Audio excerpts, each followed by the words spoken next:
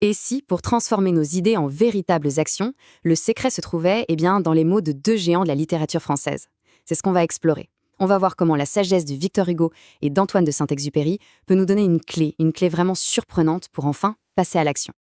Alors, c'est vraiment la question centrale. Est-ce que des pensées qui ont plus d'un siècle peuvent encore nous parler aujourd'hui? À notre époque, où l'on a l'impression que le besoin de concrétiser, de donner vie à nos projets n'a jamais été aussi fort, la réponse pourrait bien nous surprendre. Allez, on commence avec la première pièce du puzzle. On part chez Victor Hugo, pour essayer de comprendre cette force, presque extérieure, qui peut absolument tout déclencher. L'idée. L'idée elle-même. Et voilà, cette citation, elle résume tout. Pour Hugo, une idée, ce n'est pas juste une pensée qui nous traverse l'esprit. Non, c'est un véritable événement. C'est une force, presque une force de la nature, qui attend juste le bon moment pour émerger et potentiellement pour tout changer. Et c'est ça qui est incroyable dans sa vision. Pour Hugo, l'esprit humain n'est pas du tout passif. Au contraire, c'est un moteur de changement, une puissance qui, une fois qu'on décide de s'y engager, a littéralement le pouvoir de façonner le monde qui nous entoure. Mais alors, comment on fait? Hugo nous montre la voie. Avoir une idée, c'est bien, mais ça ne suffit pas. Il faut s'y consacrer.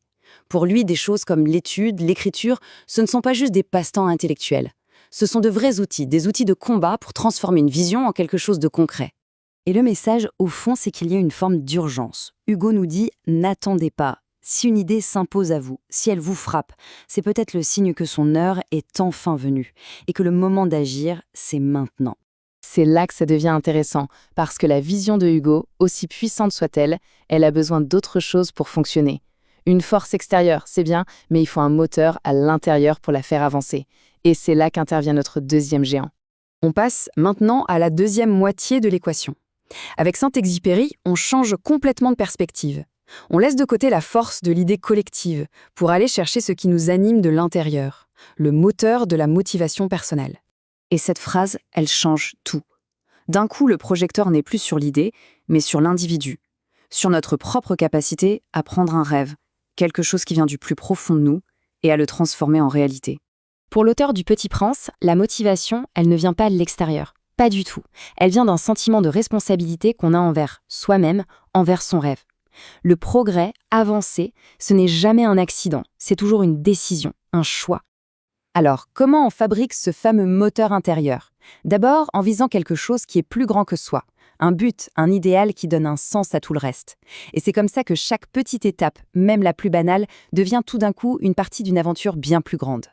Bon, on a nos deux pièces. D'un côté, la force de l'idée, la force externe de Hugo. De l'autre, le moteur du rêve, la force interne de Saint-Exupéry. Maintenant, la question c'est, que se passe-t-il quand on assemble les deux? Et là, on voit à quel point c'est complémentaire. Hugo nous offre l'opportunité extérieure, cette fameuse idée dont l'heure est venue. Et Saint-Exupéry nous donne la force intérieure, le rêve personnel qui nous pousse à saisir cette opportunité, par sens de la responsabilité. C'est vraiment la rencontre parfaite entre le monde et soi.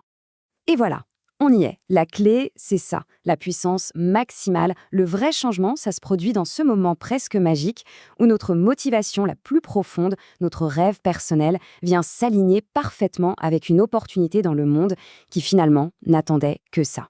Du coup, à la fin, la question n'est plus seulement de savoir comment agir. La vraie question, c'est peut-être de se demander, autour de soi, quelle grande idée est en train d'attendre son heure, et en soi, quel rêve ne demande qu'à devenir son moteur. La réponse pourrait être le début de tout.